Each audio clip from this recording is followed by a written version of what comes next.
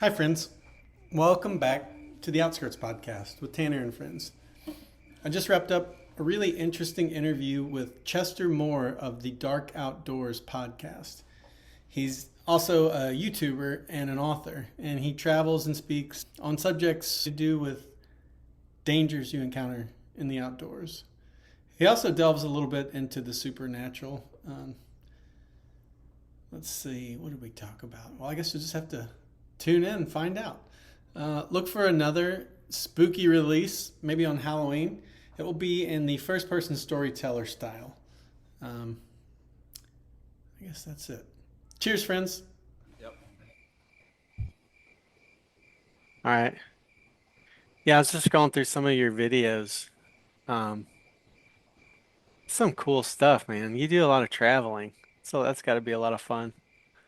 I'm very blessed. I get to do some really interesting stuff, and Yeah, it's getting more interesting. I've got some things happening that are really cool. I think that'll for 2025. awesome. Well, do you mind just kind of introducing yourself and just give a quick little about me, Yep. and Let me then do we. my obligatory make sure the cell phone's turned off. Oh yeah, that's a good idea. All right, thanks. All right. All right. Hi, my name is Chester Moore, and I am a wildlife journalist and investigator. So I make my living writing, broadcasting, speaking, investigating about wildlife. But I also have a deep interest in things like true crime and the great outdoors.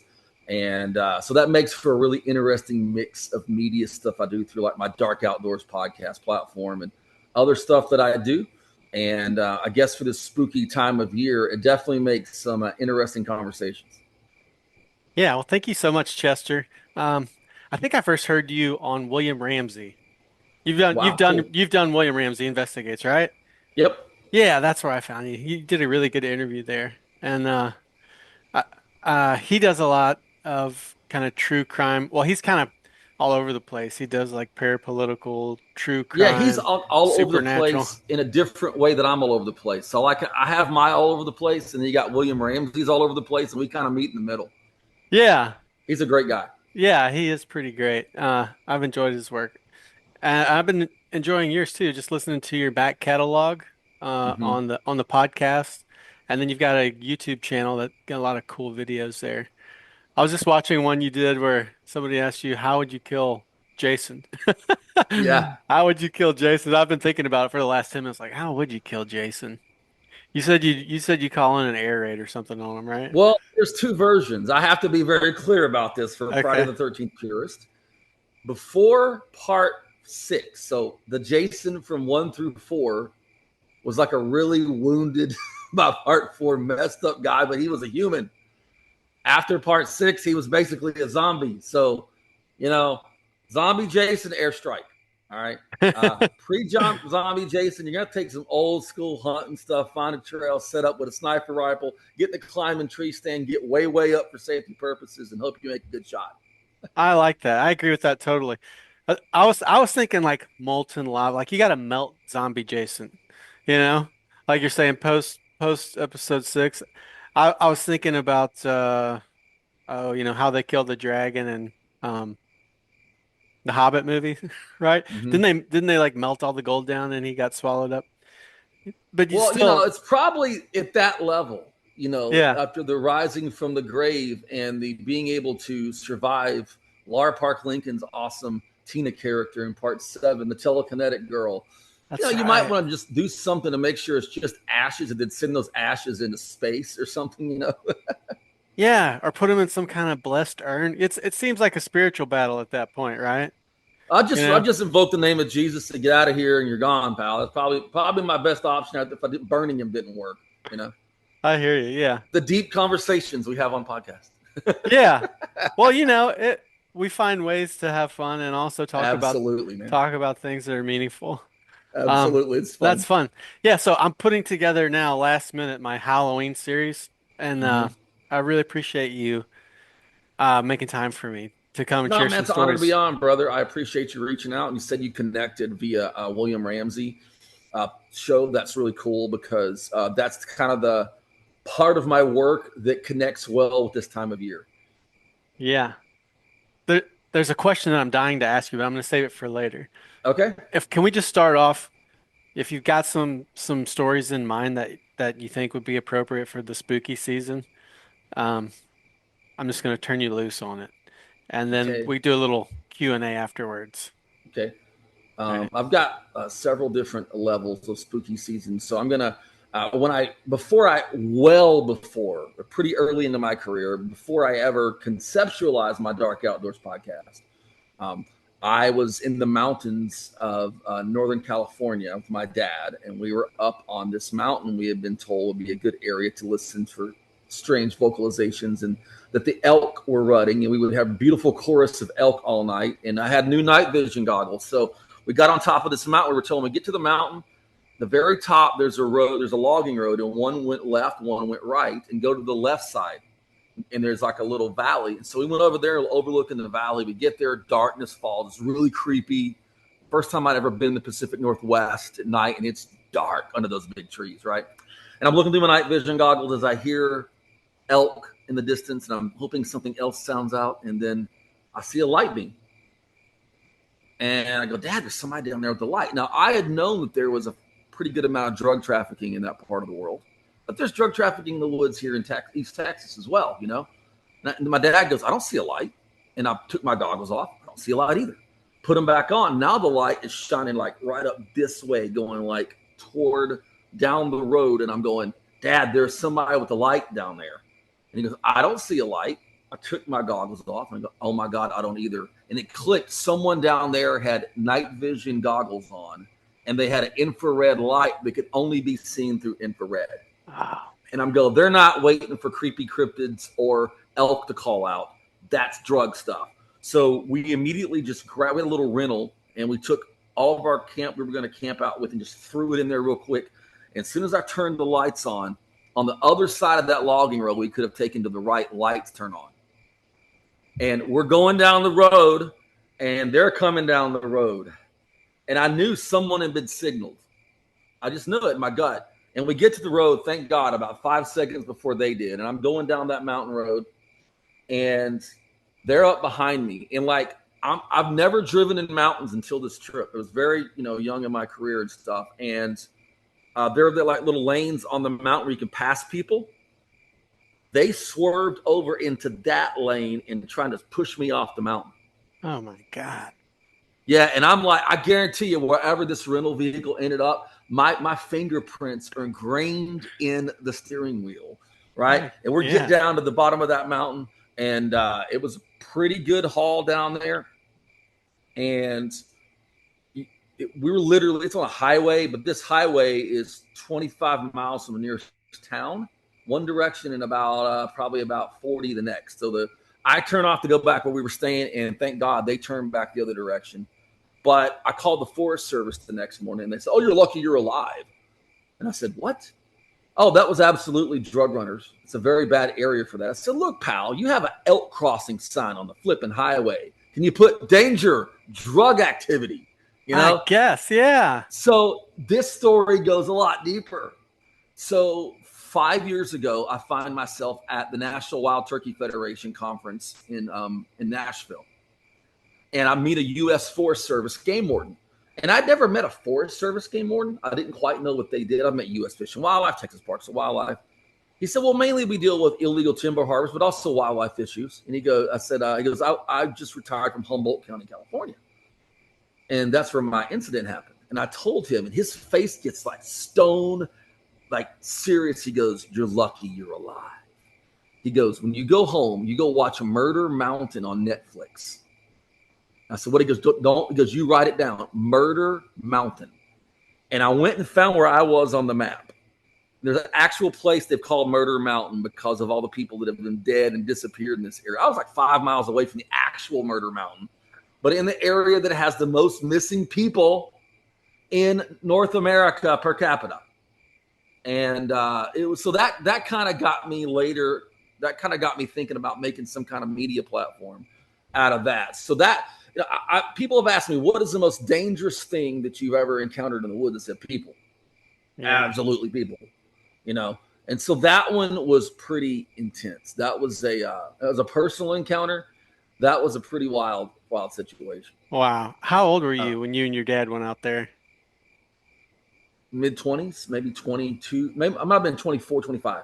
I guess what I'm trying to get, how long ago was this? That's That what I was really about want 20 to. years ago. Okay, yeah. Yeah, so wow, that's like early 2000s. Yeah. All that's going on out there. Yeah, because I went to go do a cage dive with great white sharks in San Francisco. What? And my dad went with me, but he didn't go cage diving. He stayed in the hotel, but we wanted to go up and see the Bluff Creek, Willow Creek area, and we wanted to go up and see the redwoods and all that, while we were there. And we ended up running into drug runners and having a wild story, but it produced the great Dark Outdoors media platform. So it didn't seem like a good trade-off back then. Even if I'd have known, I was pretty dang scared. Yeah, the people are scarier than the great whites. Huh. Yep. Uh, that reminded me of an episode of, I think it was Unsolved Mysteries. You know, they got the new season Yeah. on Netflix. They had an episode where they were like, there's a group of maybe 20 something disabled men, like Yeah. highly functioning, Yeah. maybe on the spectrum or something. And they had gone to this, and this is up there in Northern California. I'm wondering if it was Murder Mountain, but I've it's heard of a story that involved several men that went to like an event and disappeared. that's right. And They it's totally disappeared. They found their yeah, car I and their actually looked shoes. when I first started doing Dark Outdoors. I was looking at old cases of stuff, and I looked briefly at that one. Yeah, there's weird stuff up there, but you don't have to go, all the way over there to encounter that kind of stuff. I mean, I found a meth lab here, not too far from me a few years back, and I talked about that on my show. So that's a danger, and some guy on called my radio show and goes, "Did you verify that it was a meth lab?" Yeah, I went and knocked at the flipping door. That makes sense. It was either a meth lab or it was Jason Shack from Friday the 13th Part 2. And I don't want to meet either one of them, And Yeah. it looked a lot like Jason Shack. That was the creepy part, I was like, oh boy, maybe I stepped into some kind of weird space-time continuum of a fictional movie becoming reality because I watched it too much, But funny story about that was on that, I'm talking about creepy stuff, long time ago. There's that area that I'm talking about. There's like 3 major ways to kind of get there from where I'm at. And we went one time the real country way to get there a long time ago. And we come to this little tiny community about 15 miles away from this location. And I'm at a little 4-way stop sign, the only one I think in that area. And I look, my cousin was with me and he was like 15 at the time. And there's a dude on the porch in overalls with a paper bag over his head with eyes cut out and a mouth cut out, That's horrifying. rocking in a rocking chair. And I'm going, this ain't good. and I look over and I'm like, my cousin goes, dude, it's not even like Halloween. It's like I was just gonna ask. I'm like, oh my God. And it's rocking. It's a real person, So on the way back that day, we came back through the same spot, and it was only a couple hours later, and the dude was there. But this time, the head turned and looked at us. Oh my God. And I'm going, who is in like June in Texas outside in the middle of the day in overalls with a brown paper sack mask on, looking at cars driving by and what's under the mask? So that's someone else that could have been in that dang shack. So I don't want to do with any of them, right? That's scary. Yeah. I mean, you just gave me an idea for how I'm going to scare kids. I got this haunted garage stall and I have a rocking chair I sit in. Yeah. I didn't know what I was going to be this year. I'm just going to do the overall paper sack thing. It's creepy. That is creepy, man. It is. We used to do Michael Myers. I used to put the Michael Myers get up on, and we wouldn't scare little kids, but we would scare like the teens, like all the preteens and preteens, and it was so funny. But those are just a couple of, encounters, things that have happened over the years, personally, on a personal level to me, Yeah. But I've also investigated and had some pretty wild stories. You like to hear a couple of those? Please. Yes. All right. So I got a recent one that is just, it's like my current thing. That's like my obsession on this. So Lyle Blackburn is a great cryptozoological researcher and author, and he's also in the band Ghoultown and Solitude Aeternus, and really good friend of mine. And we were at an event earlier this year in Falk, Arkansas, and at the Falk Monster Festival. And he goes, "Do you remember Rob Riggs?" And Rob was an author of a book called On the Trail of the Wild Man. It was about Bigfoot and different lore in the Big Thicket region of Texas. I said, "Yeah, Rob was actually a friend of mine." And I talked to him like a year before he died. Rob had got cancer and passed away. And I had a visit with him about a year, maybe 8 months before he died. He goes, "Do you remember him talking about the potential of like a lost tribe surviving like in the Big Thicket or somewhere down there?" I said, "I do remember that." He goes, "Well, I had someone talk about hearing this like war cry in the Big Thicket." I thought that was interesting. So I went back and I hadn't read Rob's book in years, and I got it out of my archives. And he has all these reports and with names and everything of like the lower Trinity River Basin around the Old and Lost River of people saying like in the 60s, 70s, and 80s that they ran into, quote, Indians like with like a loincloth. What? And incidents of people getting shot at with like primitive arrows. And there's another one up in the Big Thicket region where someone was going down this bayou through there, and they came across, they said was a, quote, Indian, and he looked angry at them, and he had primitive weaponry and stuff and looked like a primitive guy. And I was like, whoa. Well, I released the Dark Outdoors episode about that, and I had someone message me that their father was the sheriff in the 70s in the main area those reports had come from, and he had his own story. So if anyone listening out there has a tale in the Big Thicket, East Texas, down by Trinity Bay, those kind of areas of any kind of tribal contact or finding any like, primitive weaponry that looks, like it might have been made in modern times, please contact me. It's an interesting story, and it's wild. And I actually think there's something to it. I don't know about now, but 40 years ago, possibly. And even now, a lot of that area isn't really developed and messed with. So anyway, it's just one of those things. I mean, it's run into like some kind of cryptid thing is one thing. But bro, if you walked out into an area, you saw a bunch of 6.5 foot tall dudes, probably really tall like Karanka was, in a loincloth with flint arrows pointing at you. That would be scary. Wild. Yeah, that would be horrifying. That's like, so Lyle is really on it and I'm really on it. It's just something I'm looking for reports. And that's kind of just a really interesting one that is out there. I'm working on something. One of the most interesting things to me is the case of the Phantom Killer of Texarkana. Okay. I don't know about that. Known as the Moonlight Murders. Made famous by the 1976 Charles B. Pierce film, The Town That Dreaded Sundown. Oh, yeah. And it was unsolved Lover's Lane murders in 1946. And the guy wore the white hood, which is absolutely where they got the idea for Jason in part 2 of the movie, because it came out, Town That Dreaded Sundown came out like 4 years before Friday the 13th part 2. It was a pretty big hit at the drive-in and stuff like that. But this was unsolved murders.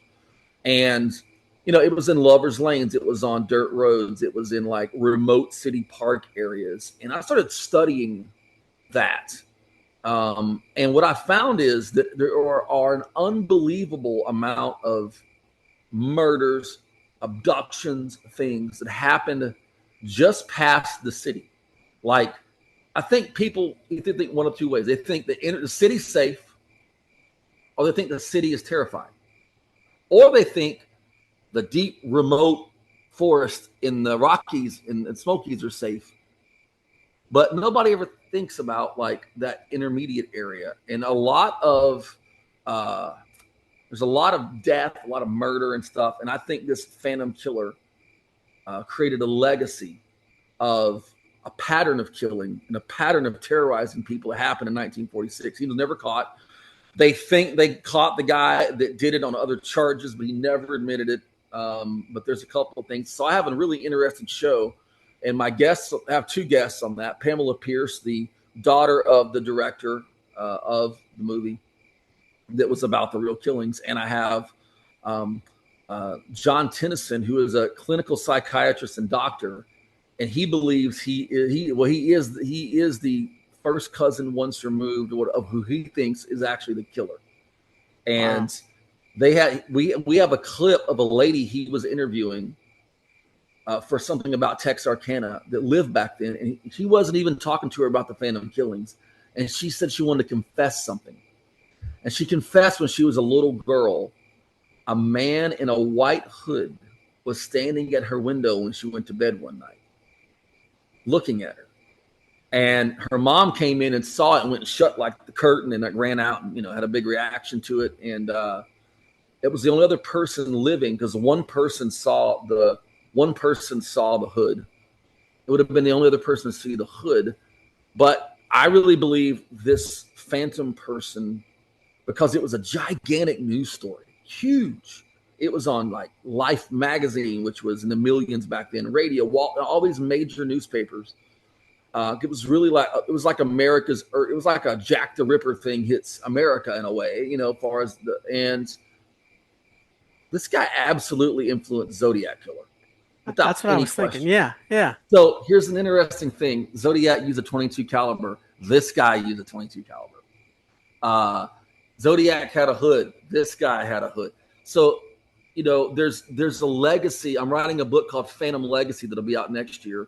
And it's going to be about this and raising awareness to being safe in these areas. So we kind of feel, they're not grizzlies out here, and we're not down in the inner city. So it's going to be okay, right? We're just 5 miles out of the city, and there's these beautiful hiking hills. And those end up being the most dangerous areas in a lot of times. So, so we're going to be talking about a lot of those strange cases and stuff and that. And there's a guy that'll be in the book named Edward Wayne Edwards. I believe Edward Wayne Edwards is the Zodiac Killer. Okay. There's a book written about it called It Was Always Me, The Many Murders of Edward Wayne Edwards, right? And it was a Paramount series. Very controversial because the author, who's a brilliant researcher, went off and blamed him for like everything that happened in the crime.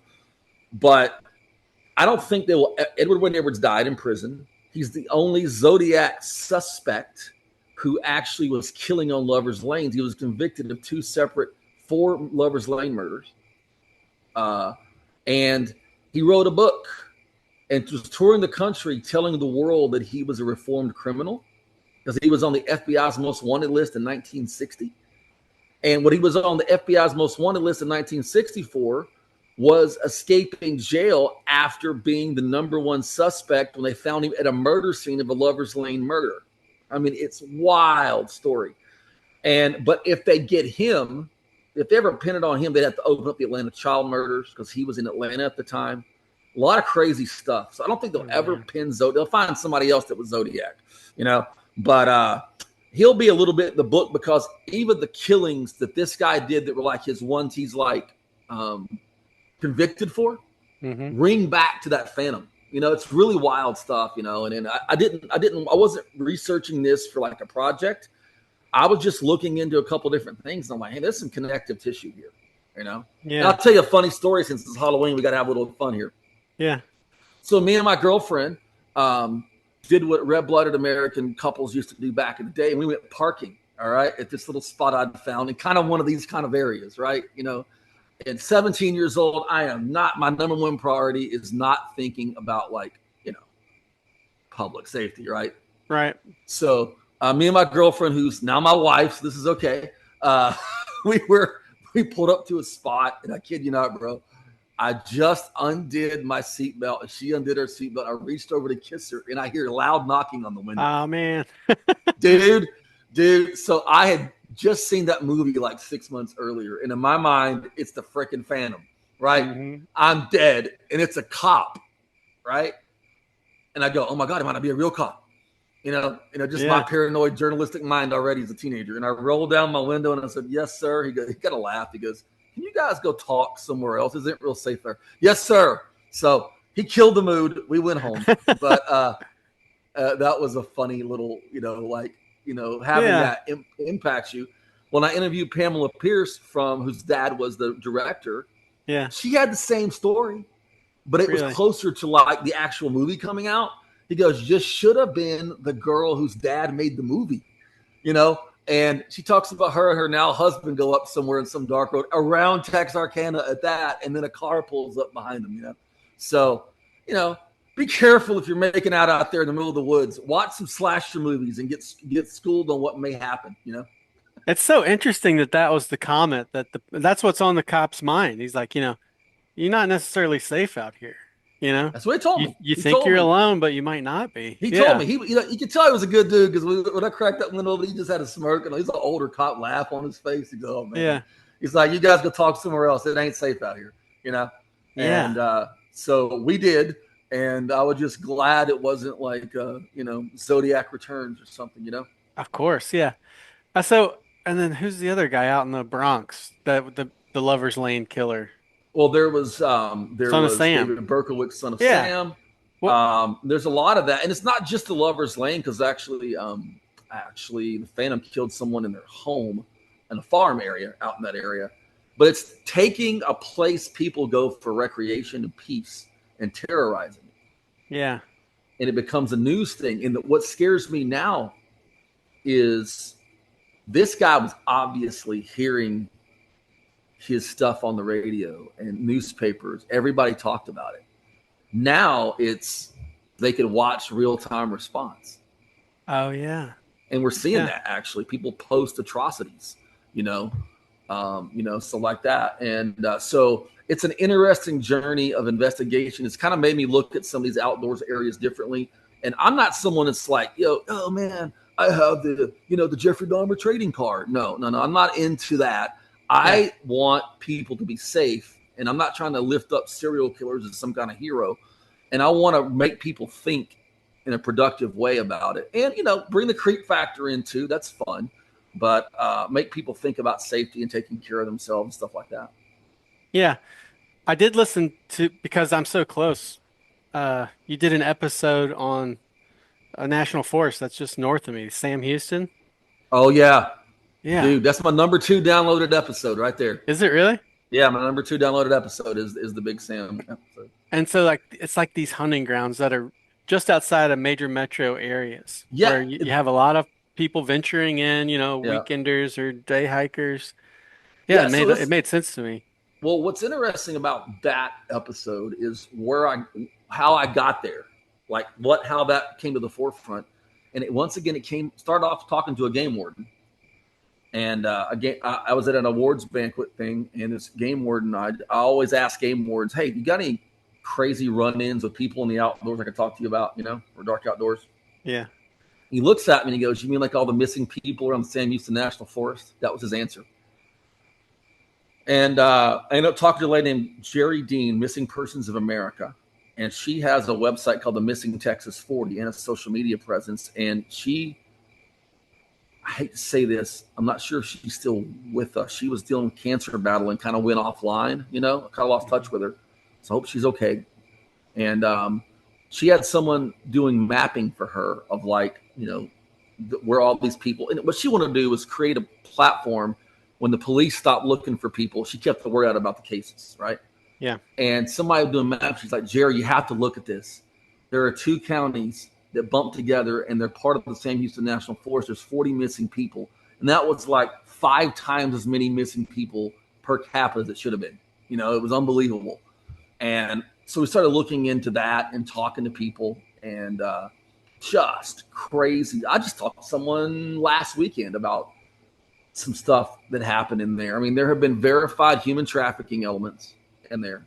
Yeah. There's, been some other murders, a lot of missing people around the corridor of it. Mm-hmm. And it's one of the places that I don't stop. I don't go there. I have no reason to go in there. Yeah.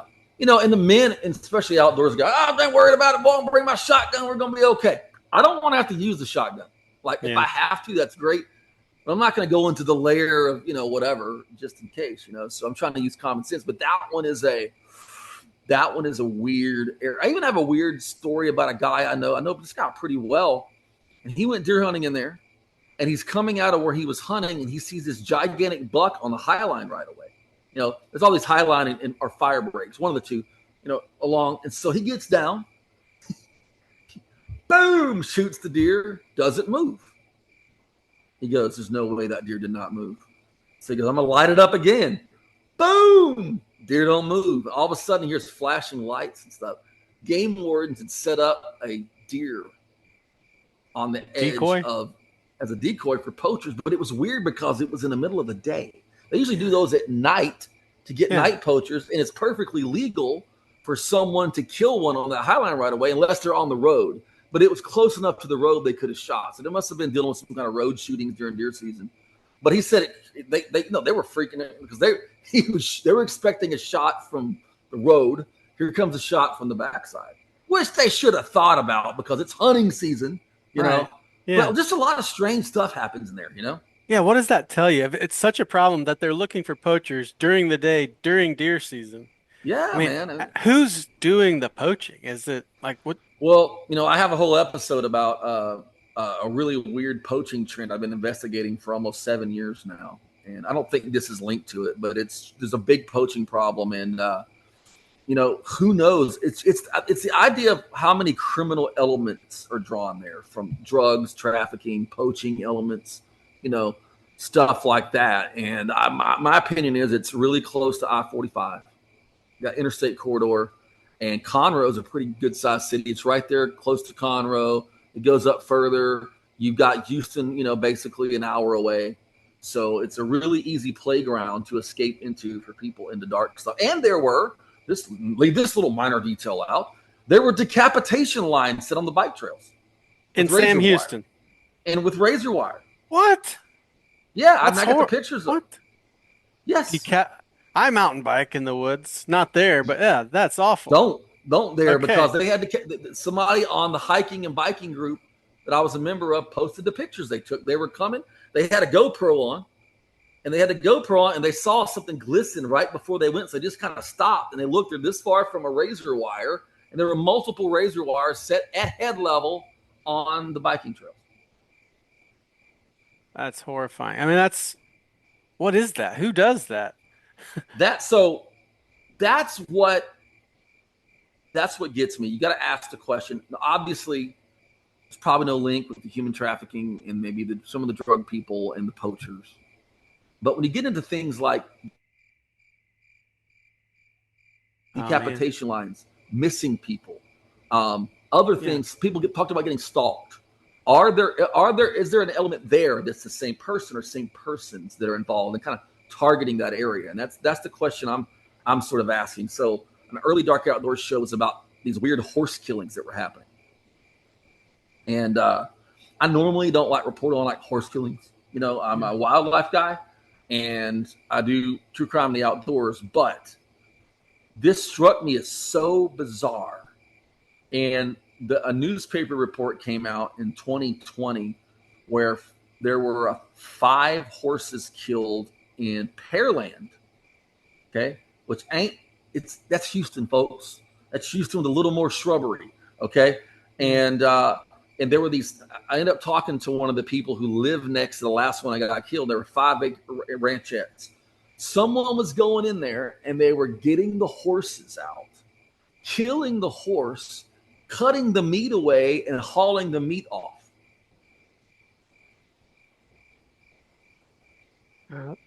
Now, obviously, there's someone wanting to eat horse meat. Yeah, that's what it's. But my question is this: as a journalist, there are horses all around remote areas someone could get to that no one would know was dead for a week. These were shot in killed in backyards and stuff. Why would someone go to that length to commit that crime unless someone wanted someone's pet to eat? Does that make any sense? Like it was a fetish thing or something bizarre. Well, I looked at that deal, and then I found in Liberty, I don't know if you know where Liberty is. Yeah, it's north. That a little girl in 2018 had a horse killed in her yard. It was shot dead and left away. A week later, another little girl down the same road had a horse killed. Then on Valentine's Day, I believe it was 2019, a horse rescue had reached out to the family of the first little girl and gave her a new horse. That night, it was shot and left away. And the officials and the police department would not respond to my calls or emails. They would not respond to any of my contact. But in their official statement on the killing of the Valentine's Day killing, they said, we're concerned someone is practicing on horses to target humans. That's right close to the Sam Houston stuff, by the way. Now, I ended up on Facebook, wrote an article about how is it possible there's a horse serial killer that is a deranged person for whatever reason is going out and shooting people's pets to lash out at people. And 2 nights later on my Facebook, someone posted a picture of a dead horse with a bullet wound. And it was in Port Mansfield, which is down in South Texas. And someone's horse had been shot and left away. And I noticed the pattern. They were all teen to preteen girls that rode horses and were on social media profiles as horse riders for competitions. All of them. And then I found 2 more between Port Mansfield off of 77 and San Antonio that were the same exact profiles. That's so bizarre. Weird Your mind just stuff. wanders. Yeah, you can just it's like try so to profile weird. this guy. Yeah, that's so bizarre. And it's the same. And there's horse killings all around America right now. It's been going on. It's really weird. But the Texas ones just happen to be kind of in my backyard. And if someone's willing to go into your backyard and kill your horse, they're willing to kill you if you confront them. You know? Yeah, that's And they're but deranged. there was another Yeah. one in Port Arthur, which is right by me.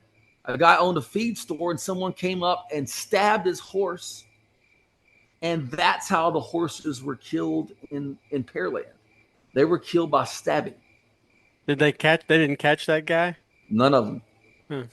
Interestingly, there's a guy captured in Oklahoma who killed horses and had some kind of other thing, and he was captured. And right now there aren't any of these in our area. I'm kind of wondering if it might be the guy, but just weird stuff. I mean, just Weird. like Super it's weird. kind of, and it's so. I've learned this about like the agricultural outdoor. A lot of people don't report stuff to the authorities because we had 2 little horses that we use in our ministry outreach for kids. They don't stay at my property, they stay at a friend's property whenever show them on social media, etc. The guy writing about the horse killings might not want to put the horse location out, right? Right. And we took this. We have a foster group home and brought some kids to come see us. And we're talking about. I said, I got to kind of keep the horses on the radar. She goes, yeah, man, we have all those horse killings. She goes, they killed my horse.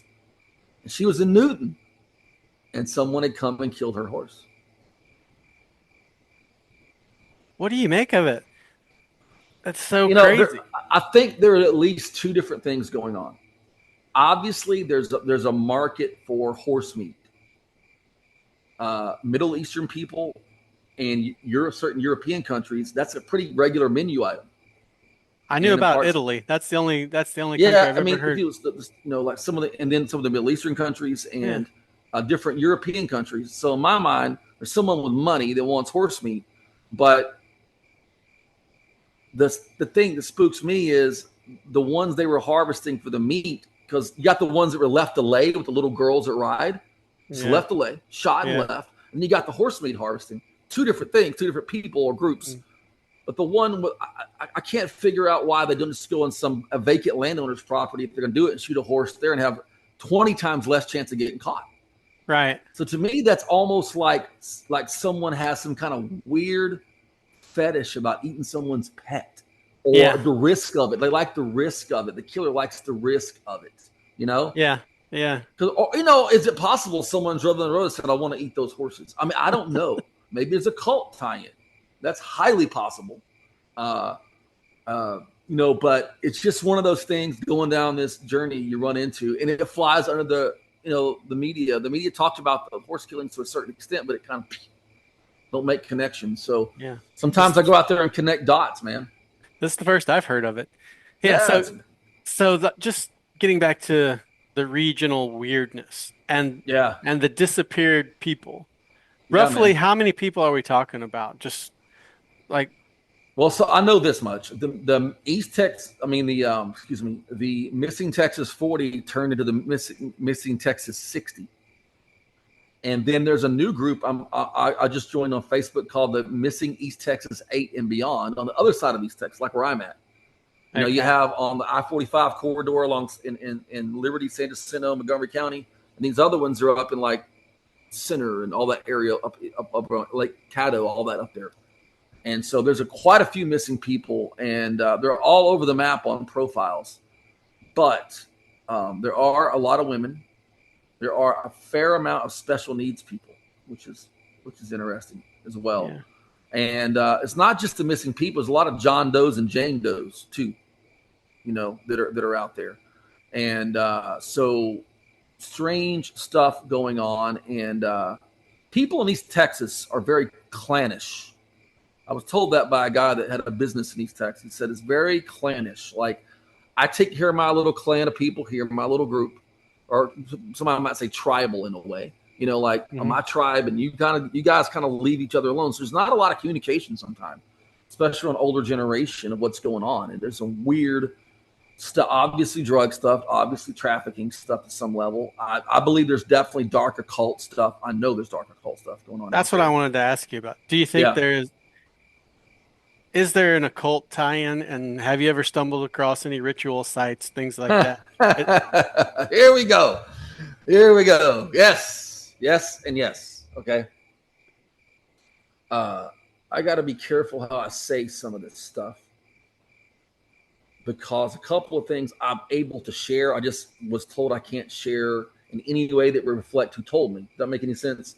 Like, you can share the story, but protect basic locations and stuff like that. Yeah. There are definitely dark occult things. So I'm going to give you an example from my own life. Okay. When I was in school, I ran into a spot one time where I saw remnants of activity, okay, where something had happened. Not like, candles and, stuff like that. You knew what happened. And the local newspaper ran quite a bit of stuff about what the sheriff's department was finding. And I was told by a sheriff's department guy, and this is when I was a senior in high school, I was actually doing a project with them for journalism, that there was definitely a lot of that activity out there. And we heard a story. This will actually be on a future Darker Outdoors episode, of a guy that we all knew from school who's a few years older than us. And he was openly into Satanism. Like, he talked about it. Like, they called me a Satanist all the time because I was a metalhead. Long hair metalhead guy, and I've been a Jesus follower. I'm not a follower, but a believer my whole life. And I was the last thing from a Satanist. But so when somebody told me that about it, I was like, hold on a second, bro. They call me that. Right. They go, no, he talks about it. Yeah. And I actually read his senior paper, which was about his faith in Satanism. He wrote about it. So I knew this guy, that part was true. That some of the guys we knew heard him over talking about a big meeting at this location, and they were going to go out, being the rednecks that they were, and get some beer in the bayou and hide in the bushes with some shotguns and 22s and watch. And they did. And the story was, a bunch of people came. Around 11:30, people started filtering in, and they could see and they could hear them talk some. They would hear like a name, and then they said everybody was in black but one in red, and the one in red was talking. They could make that out. They would hear a name and a few words, and they heard this guy's name clearly because they knew the name. And he said, huh? I remember that part, that detail. And he see somebody take off running. Well, this guy lived like 3 blocks from this location. Probably how he got drawn in, Mm-hmm. So they went and knocked at his door the next day.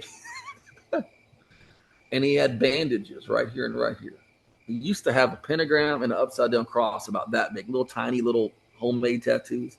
He had shaved them off with a razor blade and said that they had called out for a sacrifice. And his name got called. I can verify this. I can verify he was into Satanism. I can verify his location. I can verify that at that time the sheriff's department put in the newspaper that location had activity, and that the guy, I ended up knowing him slightly from work I'd done in a band later on and later in life, and those tattoos weren't there anymore. And so that was in one of these areas I'm talking about, like where it's like just off the city, Yeah. And there have been other people run into some pretty crazy stuff out there in dark areas. I mean, William Ramsey has even talked about there being some kind of potential link, maybe to smiley face killer stuff. I do believe there's all kind of occult activity. You got your girls who just watched The Craft for the first time or something, and they don't like the Christians to pick on them at school, so they go buy the Wicca book at the mall, right? Right. You got the undergrounders who really know what they're doing, and have been doing some pretty raunchy stuff for a long time. And you got like more organized type groups out there But we know for a fact along the border, like in Matamoros in Mexico, that there were 20, 25 years ago, there were these students from Texas went over the border and they were all killed in a ritual. There's a lot of that kind of, there's more of that than people want to admit. And I have found weird symbols before a couple times in the woods, but everything I've ran into was like something I ran into like in these areas by me where like the police at that time were talking about it. I've never ran into like some big ritual somewhere. But I talked to someone the other day who's told me a relative of theirs ran into something up in East Texas where they were actually chased away by someone in a ritual standing by fires at night in the woods, Yeah. So stuff, but you got to think about like secret society level stuff. I mean, if you go back in East Texas history, I mean, the Ku Klux Klan, Yeah. they were here operating in Orange County. I remember seeing them. I mean, one of me and my wife's first dates were driving over through Vidor on the interstate, and I look over and I think the woods are on fire because it looks like the woods, what the heck is that? When we get on the overpass, it's about 10-foot tall, upside down cross burning and some Klansmen. It's upside down? No, not upside down. I'm sorry. 10-foot tall cross burning and Okay. Klansmen. And they were like probably 50 of them. And it was in a public site off the interstate. But if people are engaged in that level of like hate, whether you're a white dude or a black dude stumbles up on them, they probably just as be glad to throw a white guy with long hair on a rope. You know what I mean? And I think, thank God, a lot of that stuff's faded away. But I think I don't think the dark occult stuff is everywhere out there, but I think there is an element of that for sure out there. I'm not someone who thinks behind every bush. I don't think it's behind every crime. Yeah. But I think that it is definitely a guiding thing in some of these things. I'm one of those who because of my belief, and you're a Christian also, I know. Yep. It's easy for me, and maybe it's immature for me to do that, but I make a spiritual association. No, I do too. I think that the demonic influences. Now, that's a different topic. I think the demonic influences serial killers and everything else. But what I'm thinking about like organized occult groups, to me, that's like a different level of it, the ground troops, so to speak. And I think they're out, and I think they're out there for sure. And like I said, I had a couple of these little run-ins that I knew of stuff that happened, But, look, if you want to go down that rabbit hole, here's a thought for you. Okay. Demons, right? Demonic beings. I mean, Jesus cast 6,000 of them out of the demoniac of Gadara. As I said, Legion was 6,000 at that time. And we know there was at least 3,000 because he cast them into 3,000 pigs, right? Yeah. And this man was cutting himself and all this stuff. And my master here says, no more, and he takes authority over them. But talking about driving people, because there are some links between some serial killers out there, and you kind of wonder if it's the same demon. That's exactly what I was thinking earlier. You have these patterns. Yeah, is it the similar same patterns demon that's driving the same person decades later, a different person decades later? There was a Denzel Washington movie that had a similar theme. Do you remember that? Huh. Where it's like a guy, I can't remember the name of it, but it was good acting. And Denzel Washington, all this stuff's good. And he was the cop, and then there's a serial killer, and that there was like that Rolling Stones, "Time Is on My Side" was like throughout the movie. I don't know what that had to do with it, but the demon would basically hop from person to person, like through touch or whatever. I don't think it was very realistic in terms of how demons are able theology and stuff. But I'm gonna look it up. That'll be interesting. But I've always thought that's a possibility. And here's another thing I thought with some of these killers. I think it's possible the demons give them the supernatural intelligence to stay away from law enforcement officials. Oh man, yeah. So think about this. So familiar spirits, like when someone goes to like a fortune teller and stuff like that, these people are operating under familiar spirits unless they're just a con man, and they think they're getting whatever, but there's a spirit telling them stuff that they can know and pick up in the environment. How come I couldn't tell some of these people stuff to avoid this, don't do this, go that direction? They think it's their thoughts, Because Yeah. look, you're not going to be raping and mutilating people without some kind of like demonic, evil, whatever. And there's the whole thing somebody with Bundy, where it talked about that he would change and stuff like that. Yeah. My first Dark Outdoors was a Ted Bundy show, actually, because he actually I took listened to women that in. one. Yeah. Yeah. There's a line in there that gives me chills to this day. When I ask about, I do fly fishing in the backcountry. If I confronted Ted, if he were back in the day and I was there, he said, "I run from you." He goes, "But if you're a woman, you couldn't resist it. You probably already fantasized about it, and like that gives me chills to think about ladies out there. But on this demonic part, I mean, a guy like that, or Jeffrey Dahmer had an altar in his home. I don't know if you know who Russ Dizdar was. Yeah, I know the name. Yeah, so he did a lot of research on like satanic ritual abuse stuff, and he saw, and it's all part of public knowledge now, but like Dahmer had like an altar in his home. I mean, and so I think there's definitely on some of these people an element of that, and but I think it's more, organized maybe with some, but I think more line it's just demonic activity from whatever reason. And it's real. We have a ministry. I have a ministry. I mean, this is like my pastor buddy called me a unicorn. He said, "You were in like a metal band for 18 years. You never smoked a cigarette, never got drunk, never did drugs, and you are a believer who still listens." Yes, I just leave me alone. I said, and so we deal sometimes with stuff that happens. We work with kids that got through special challenges. It might be whatever, and I've had to deal a couple of times with demonic stuff, and I wouldn't like signing up. I did sign up for it, or to sign to be a follower of Jesus, but I didn't like think, "Yay, let's go do this today." I wasn't like, but it came up a couple of different times. And one of them was a girl at an event and at a church, and come to pick up her sister, and she was standing there snarling. And I'll never forget this. And we have a young lady in our life named Demi, who's like, we call her our spiritual daughter. She's like a girl we mentored for years, And the young girl running the youth group, "Demi, come help." Demi goes, "I'm going to follow Chester." And I'm like, "Hey, boy." I grabbed Demi saying, "You start praying, sis, because I've seen The Exorcist, and that wasn't pretty, And I'm really hoping that the crowd isn't gathering, but the crowd gathered at this point. And I'm like, oh, man, number one, I don't want this to get ugly and someone get hurt. Number two, I don't want whatever this young lady's got going on in her life, I didn't want someone to like, the whole world to have a view of it. I wanted to have a decency and privacy, And so I probably broke deliverance protocol 101 because I went up to her and asked her name, and she wouldn't tell. And so I grabbed her hands and I got down on my knees and looked at her in the face like this. It's pretty short. I said, "I want you to tell me your name."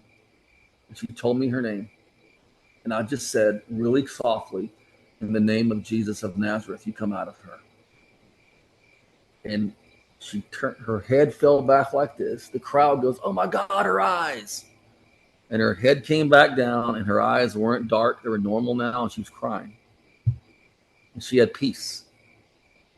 5 minutes later, she accepted Jesus Christ as her Lord and Savior, Wow. But it was in a real life situation, I didn't ever think, "Oh, I'm going to be dealing with that." But that happened, it happens in real life. So you think about the magnification of something like that on someone. This was just a young girl that probably had some kind of doorway open in her life. She didn't even realize. Can you imagine someone at a level of the evil that Bundy or Dahmer or Richard Ramirez, they were going in their own mind? Holy smokes, Yeah. Well, in the case of Ramirez and Dahmer, they both kind of, Ramirez, he stayed the course with his Satanism, and then yeah, but he did. Yeah, a bad choice. Yeah, he was that. He to me was one of the scarier ones. Like yeah. he was like on a rampage. Like there was no waiting around. There was no dry season for him. He just went from killing to killing to killing. Yeah. But I love the fact that the community caught him. Yeah, that's great. It was like Frankenstein. They were chasing him up the freaking, up to the thing with the pitchforks. It was like that. That is a perfect description. Because he came back from a trip to Arizona on like a bus, and he was on the front of the LA Times, which back then everybody read, and they're like, literally people looking at the LA Times and he walks past them in the bus station, Yep. You like to think that would happen today. You just don't I'd know. love it. I would, Yeah. just like some justice on some. But I think what's happened is, and I think this ties into some of the dark outdoor stuff. We have so much knowledge about all this. People can retro create their stuff. People can watch and see what cops do and investigators do to try to get away with stuff. They can like I did a thing about cattle mutilations and in East Texas, which is Montgomery County, by the way. In Montgomery County, that's where Sam Houston National Forest, part of that is. And I can't believe that they asked for information on cattle mutilations and not knowing what was about to happen to them. Every UFO researcher on the planet was about to call them, and they finally didn't even answer emails or phone calls or anything, right? But I said, me and Jeff Stewart, a friend of mine, did a show about it. I said, I don't know what that stuff is. Not my specialty, but there's so much information about that stuff. I think it's possible someone could go retro create that to make that now, because they know what to look for, what all the signs for. Same thing with some of these killers. Like they can go, and now they know a lot more what to be cautious of, and it probably makes them hard to catch. That there's a guy named Rex Huerman right now that is in jail for, probably he is the Long Island serial killer. Probably he's innocent to proven guilty. But if you saw the evidence of this guy, it's unbelievable. And they found a list of all his stuff that he made. He was refining his killing art in a list, putting all these things, the items he needed to bring every time to make it more impactful, more quote enjoyable for him, and to make him get away with it. So, I think that's some of the stuff scary out there. That's why I tell people you can go in the outdoors, pray, prepare, and pack heat. That's my dark outdoor slogan. Yeah, I like that. I I have 3 small kids, and I was just mountain biking with my 6-year-old down in Sugar Land. They have a Man. pretty nice trail system along the Brazos there. But it just you're kind of out. You're close to a big city, Sure. but you're. I tell people not to operate in fear, but use sense. Like just use common. I tell people, especially if you're a Christ follower, if you feel like you shouldn't go, don't go. It's probably the Holy Spirit going, "Hey, knucklehead, there's a danger there. I don't want you there." Yeah. If you're just someone who maybe doesn't have a faith or whatever, you have a gut feeling, go with it. Don't go. Don't be Billy Badass and think everything's going to be okay. Just don't go. I've got places I don't go. I don't fish anymore, several places because of criminal elements, just because I want to go home and see my family again, and most places are fine. You're going to be okay. You just got to go out there with the attitude, I'm going to be aware, I'm going to be present, and I'm going to watch out for what's going on. And I'm going to come back. They might not come back. I'm coming back. And it's funny because people are so in our culture is so we can't offend anyone. I spoke at an event, and it was an event that wasn't my normal outdoors type crowd, and it was all kind of people around the nation. I'm like, somebody said, well, what do you recommend for defending yourself against, attackers in the woods? I said, prayer, a 357 Magnum, if you can carry it. And you see people going, oh my God. And I don't want to ever have to do that.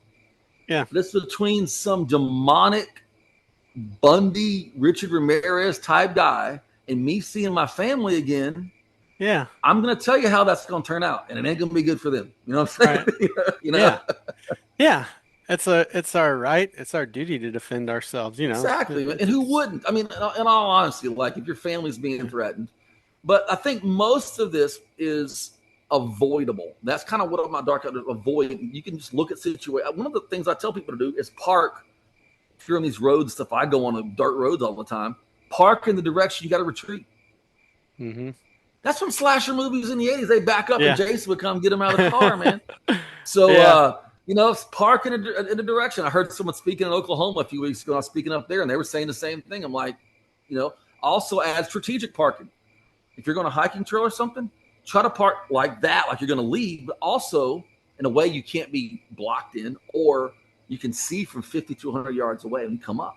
Because if someone's going to nail you, it's probably going to be around that car. Yeah. Yeah. So just common sense stuff, and go have a good time. Enjoy amazing creation out there. But do realize, as I say on the show, sometimes the outdoor experience does go dark. me and my 13-year-old have been talking about waiting for the weather to kind of calm down. It's too hot here, Houston, but Oh yeah, man. it's starting to get bearable. So we're planning our camping trip, and Sweet. we're looking, Sam Houston National Forest. It's the closest one, but I took it off the list. Yeah, baby. Yeah. Smart man. Smart man. And I normally don't put that much fear mongering, but I've talked to too many people. That's Yeah. one I just avoid with family. Plenty of people go, but there are other places, Say a good place to go you might want to look into is like around Village Creek State Park, Beaumont area. Pretty nice area. Okay. Uh, Yeah. yeah. I haven't really And been over there much. yeah, some of these areas like that. So, enjoy that awesome time with the family, man. Yeah, I will. Hey, Chester, it's been great. One more question. Yeah, what you got? Any Bigfoot sightings? Any Bigfoot stuff. So I got to leave with the Bigfoot. By the way, I just released a Bigfoot YouTube channel called Global Bigfoot. So go Rad. subscribe. It's a Global Global Bigfoot. Unfortunately, there's a glitch in YouTube right now where it's saying that you don't have any content. I do. Just click on the videos link. There's 3 videos up. There'll be another one Wednesday. And the only Bigfoot stuff I do is I take kids that we have a program that grants wildlife encounters for kids who have a terminal illness, parental loss. We bring, kids in foster. We've granted 253 wildlife wishes for kids over the last 10 years. It's amazing. Wow. And we've had a lot of Bigfoot questions about a Bigfoot expedition. So I do that, but I also talk about old reports and stuff like that as well. And I will leave you with one that is from my past that is on a video on the Global Bigfoot channel. Perfect. So back when I was about 10 years old, me and my dad and my aunt and uncle were rabbit hunting on my other aunt's property in Newton County, Texas. And the way we would do this, we would start on one piece of the fence line. It's 83 acres. And then we would walk and meet down at like the creek bottom and cover the whole fence line, And this night we kind of were meeting down in that area, and then we heard this thing. And I can't, I'm pretty good at doing like weird noises, but I can't do this. It's a whole different level. But it's kind of like, I mean, it's unbelievable. If you go hear the Sierra sounds from Ron Moorhead, it's not the chatter, but there's some guttural grunts, growls. It's very similar. And we're looking, and my uncle, who's a Nam vet in the Marines, 68 69, is leaving, walking out calmly. My dad was in the Army, walking out calmly. And I'm like, "Hey, Dad, what is that?" He goes, "I think that's one of Uncle Bill's bulls got hung up in the fence down there." And I'm like, "Well, why don't we go help it?" He goes, "No, he'll get out. He'll be okay." He was trying to convince me this so we got out of the woods at night. And little budding journalist in me was like, "Dad, what is that?" And it might be a bear. So to me, it might have been a bear, because bears sometimes come over at the time from Louisiana where there's still populations across the border. Possible. I got to work around bears when I was in college and realized that wasn't a bear. Fast forward to the first Bigfoot investigation I think I ever did with Bobby Hamilton from the Gulf Coast Bigfoot Research Organization. We're in Polk County, Texas, near near Livingston area. And we're leaving a campsite at night, and the exact same sound echoes from the forest. My dad's with me. He looks over and says, "That's what we heard 20 years ago at Ann's." And it got louder and louder and more intense. And I had just been in Venezuela 8 months earlier fishing and was messing with howler monkeys. And it sounded a lot like a howler monkey, but more like a howler monkey with like early Arnold Schwarzenegger volumes of steroids, like huge. And I'll leave it at that. But a lot of vocalization stuff going on out there. And I thought that was, there's a video on that at Global Bigfoot. So also, if you know of a kid that might be facing a special challenge or going through some serious bad stuff in life that loves wildlife, reach out to me. We will love to do something special for them. You can email me at chester@chestermore.com or hit me at @thechestermore like you did on Instagram. And we'd love to do something special. If they want a Bigfoot encounter, I can't produce a Bigfoot encounter. I can take them on an expedition. I can't. That's the thing. Kids will be like, "Well, we're going to see a Bigfoot." Like, dude, I don't have a real high ratio of that, but we can go into a really good area. It's got legitimate reports and do legitimate research with thermal imaging and night vision and stuff like that. So if there's a kid that's going through any bad challenge that we can help like that, let us know. That's really the joy of our heart right there. That's wonderful. That was fantastic. Thank you, Chester. Well, thanks for having me on, man. Yeah, it's been great to meet you, and thank you again for your time and those stories. And good luck with all your endeavors. Looking forward to seeing what you do in 2025. Me too. All right, Fun. man. Thanks. Thank you. Cool. It's dinner time.